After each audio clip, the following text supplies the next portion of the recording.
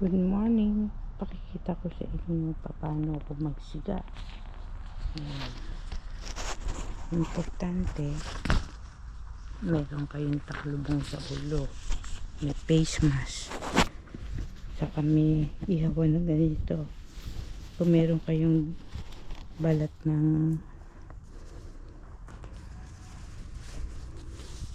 ng lansones, mas mainam kasi nagtataboy talaga siya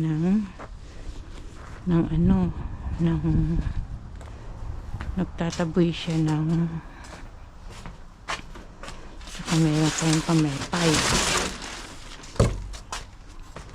Ito kasi magaang-gaang para pagka tatapon nyo yung baga, ito na to, patay na tong baga na to, balat ng mani saka dahon ng yung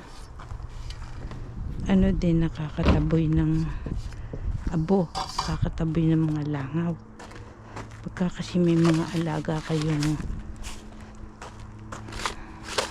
pusa, aso o mga kapitbahay nyo, pagka kasi may mga ipot ng manok, ipot ng meron kayong balat ng lansones, nakakataboy ng lamok, yung balat ng lansones saka lumilipad na hantik. Ito namang dahon ng rosemary leaves, nilalagay sa turkey. Pwede ring ilagyan, nilalaga rin yan pag nahihirapang huminga. Yung amoy niyan nakakatuna, pag pwede din pang suob yung kulong tubig na may rosemary leaves. Ito kasi yung usok niyan, sabi ng mister ko, narinig niya, nakakaalis din ng lamok saka langaw. Tinry ko na minsan, kaso nakakita na naman ako ng langaw, kaya magpapausok ako. Kailangan binabantayan yan pag nag-iihaw kayo, kailangan binabantayan nyo. Konti lang yung dyan yung ginamit ko, malangaw kasi yan. Pagka kasi may season na malangaw, ibig sabihin may mga nabubulok na mga, ayan, naglaps ako, inaalis. Kaya may takip yan. Pagka kasi tinakpan nyo na ganyan, lalabas ang usok. Ayan, pag lumabas ang usok, ayaw ng mga lamok at langaw yan, yung usok na yan. Yan, papaypay nyo ng styrofoam para maghang. Tatakpan nyo uli kasi mahangin papunta doon. Ang kasi nandito yung langaw, nakikita ko minsan kasi mga langaw gusto din nila yung mga amoy ng pagkain ng mga alaga nyong pet. They like the smell of the food of the pet, like food for the cat, food for the even the dog and cat and chicken or birds. Kaya kailangan, para hindi nila lamok kayo, nagsisiga kayo, pero pabantayan nyo. Kaya kung may ginagawa naman kayo, pwede yung iwan. Yan, may bukas yan, may sarahan. Pag sinara nyo yan at may apoy na sa loob, pag binukas yung ganyan, malakas ang usok. Pag ginanyan nyo, unti-unti lang usok niya. So pwede yung ilagay doon sa ilalim ng mga lugar kung saan malangaw o malamok, kasi lang siya, banayad lang yung apoy niya. Pero huwag yung ilalagay sa malapit sa bahay. Kagaya to, konti lang ang lamok, dito maraming lamok. Dito ako maraming nakikita lamok sa ilalim ng ubas. Paunti-unti na ang laman, kaya pwede nang medyo dito malayo sa ayan. Hindi ko ilalagay mga dahon kasi ginagawa kong compost yan. Kita niyo yung mga ano, nagliliparan. Hindi nyo kita nyo, oh, ang dami maliliit na lamok. Yan, obserbahan natin. Saka gustong nila dumatapo sa dumi ng mga pet. Ayan, malapit na magundas, kaya kailangan hawan ng hawan, linis ng linis, kasi binaba namin lahat ng gamit sa itaas. Pagka kasi lumilindol, nagkukulaps ang mga building. Iintayin nyo pa bang magsipakbaksakan ng mga gamit nyo saka kayo kikilos? Huwag hahayaan ng mga kasambahay o katulong nyo na walang ginagawa. Naku po, masasabit kayo sa isang tumpok na dumi. Ayaw ni Jesus ng mga tamad. Pag nagbabasa kayo ng Bible, ang tawag sa tamad, isang tumpok na dumi. Jesus, kakahiya yun. Kaya maganda pa kumakain, nagtatrabaho din, hindi tulog, hindi tulog. Ito naman iipunin ko, pinakukuluan ko yan dun sa mga kawali na frying pan na may itim o kaya nagmantsa, nagkaroon ng rainbow color. Kahit yung mga bulok na yan pwedeng pang alis na mga mantsa, mga nahulog. Yan, pwede yan eh. May dahon ng ampalaya din eh. Yan pa din eh.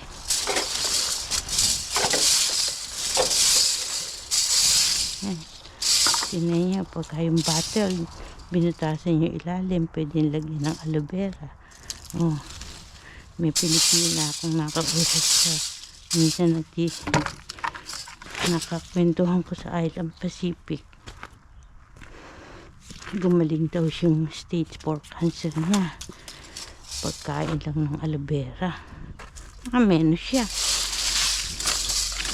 Kaysa ma-hospital kayo, na-hospital na yung iba, nabalitaan, namatay din, tumasos ng milyon. Eh paano pag walang pera? Mangungutang kung saan saan. Nakakahiya yan.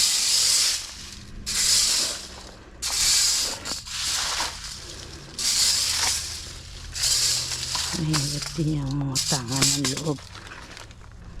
Siyempre paano niya ibabalik yung utang na loob niya kagaya ng mga inutang ng Pilipinas. Paano sila ngayon makakabayad kung na kanya-kanyang bulsa na yung iba? Yung iba naman talaga nagsilbi, eh yung mga hindi, paano niya?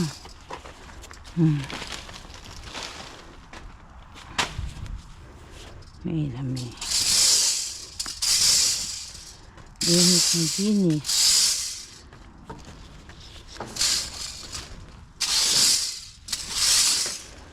Pagdating ng Pasko, ang gagawin niya na lang, naghahanda, paghahanda sa kaarawan ni Jesus. Tapos na kayo maglinis. Ito naman tatamnan ko pagkatapos ng winter, kasi ginamit kong pataba, pati balat, pati dahon ng ubas. Ngayon, pagka yan eh lumamig-lamig pa, malulugas na rin yan. Tsaka magpo-pruning ang mister ko, kasi kaya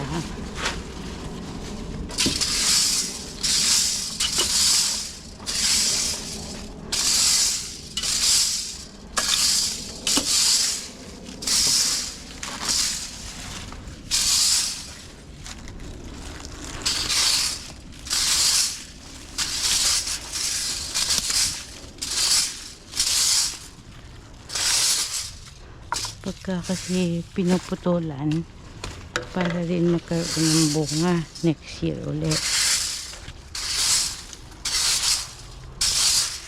So pag nagkinaw-ginaw na yan, lulumutin yung lupa. Tapos lumutin,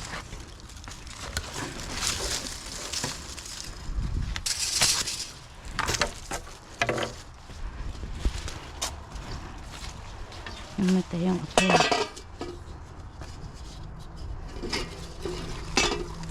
Kasi hindi siya masyadong makahinga. Hindi naman kasi din pwedeng biglain yan eh. Meron pa kasing natirang bahagyang kumpol ng ubas. Kaso napasok kami ng opossum. Yung opossum parang medyo malaki sa squirrel. Bihira naman lumabas yun kasi dinidevelop nila yung lugar dito. Maraming bahay na ginagawa. Pagka kasi yung bundok na kakante, lahat ng mga nakatira doon animals nabubulabog kung saan saan na pupunta. Kaya paminsan-minsan may makikita dito ng squirrel. Meron din maliit na ahas.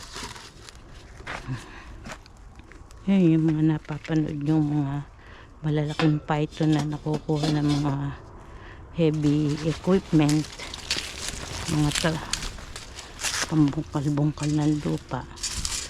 Siyempre naglalakihan yan dahil gubat. Pag sa gubat, hindi na nila ibabalita iyon. Kaya kailangan yung mga nyo bara, yung mga lagusan ng tubig, binabarahan talaga. Kagaya nito, yung mga lupa na yung nilagyan ko ng bato, dating may butas yan. Baka nakalabas na yung parang may naapakan akong gumala. Ito kasi dating forest, dating plantation ng orange. Siyempre pang mga plantation ng may ahas yun. Malambot yung lupa. Kaya lang merong sa ilalim. Kasi nilas lang ata. Merong yan, kagaya niyan. Pag pinapay-pay-pay yung ganyan, yung usok niyan, ayaw ng mga lamok at langaw. Kaya kailangan binabantayan. It's more safe if there is a cover. It won't cause fire. Ako yung sombrero ko. Kada usok na malakas, gaganyan-ganyan yun. Ako, hindi ko na kakita. Sakit sa bata. Ganon. Pagka kasi masakit yung mata, masakit, nahihilam yung mga lamok at langaw. Yun, doon. Pag masakit sa mata, nahihilam sila umalis. Kaya nakakatabay. Malaking kanunusan. Kaya sabili pa kayo ng bilang bike. Babantayan nyo lang. Pagka kasi kayo naglilinis, maganda ang bakuran. Mapupulit pa kayo ng amo nyo. Kasi masipag kayo. Sino ba pumuri sa mga tamad? Wala. Mariosi. Pagka nasa kulupungan ka ng gutom, ang aabutin nyo. Kahit sandak-makmak ang pera. Pagka hindi kumilos, gutom.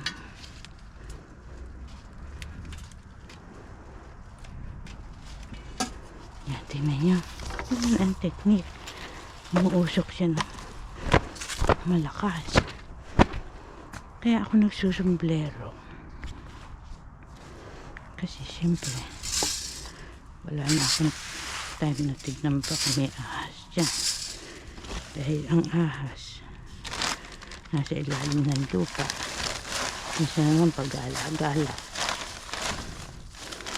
minsan nagpupunta sila sa lugar na di mapapansin kasi minsan may kulay green, may kulay brown.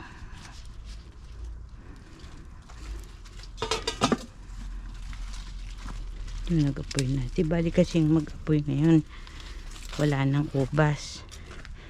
Meron man konti na lang. Yun nga lang. Babantayan niya talaga. Papasok yung usok to sa ubas. Kasi nandito yung maraming lamok. Tatakpan na ngayon. Tapos usok na naman, bubuksan nyo uli, talagay nyo dun yung usok sa maraming lamok, may apoy na naman, tatakpan nyo uli. Paano kayo masusunugan niya kung binabantayan? Ganun, gagawa ng paraan saan makakatipid. Hindi kayong pwedeng magsiga pag windy, no. You cannot do this when too windy. You will be the cause of fire in your neighbors.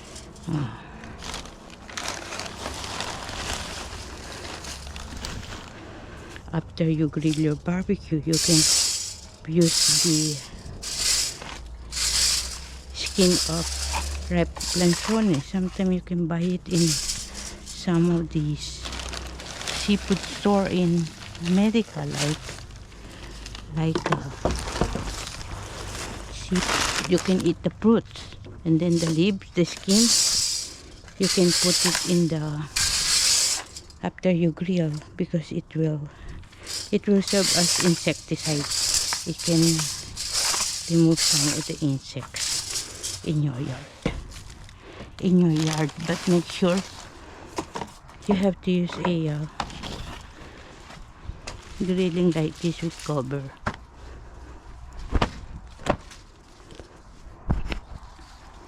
It removes mosquitoes. It removes mosquitoes, flying big ants. They call it hantik, and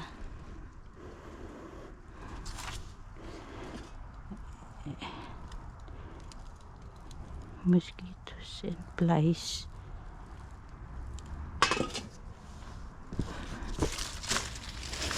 In the Philippines, before, the old people, they use it so the tree, like mango tree, like after they get the fruits, if there is no fruits, so they will have more fruits. That's what they say. I don't know if it's real.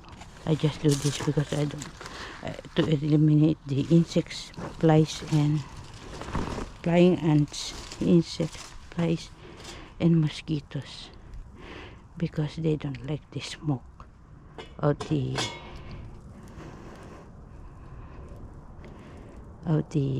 skin of the lanzones. It's very effective, because I did it when I took a few days vacation in Palawan.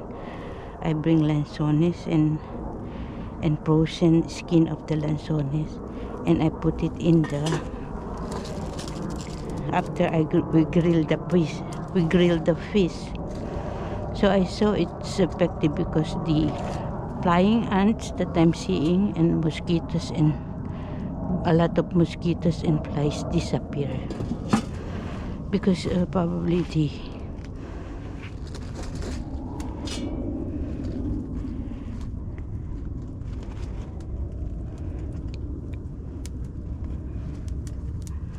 and also in the market you can request for pogging if there's a lot of mosquitoes and flies in your area. Pogging, that's how it looks, but the pogging have chemicals This is more eco-friendly. The fogging you cannot inhale if you have asthma. See the smoke? There's a lot. So the place will disappear.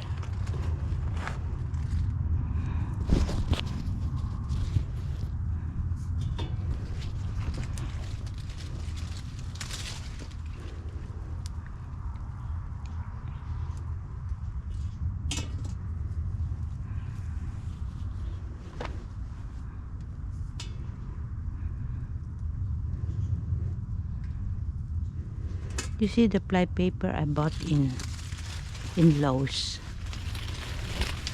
There's a lot of mosquito that stick and small insects. But this is not enough. Even I put a lot. And it's not highly recommended if you have pets and dogs like cats. One time our jumbo cat stick in a fly paper and it's hard to remove. So we have to assist my daughter because that is her favorite pet. Jumbo puti. When the fly paper stick in his body, we have to assist my daughter to give a shower to the cat, so the cat will not bite if he got the wrong way of holding the cat. Now I can leave it because there's so much smoke. I can also put this in there instead of putting it in the green bin.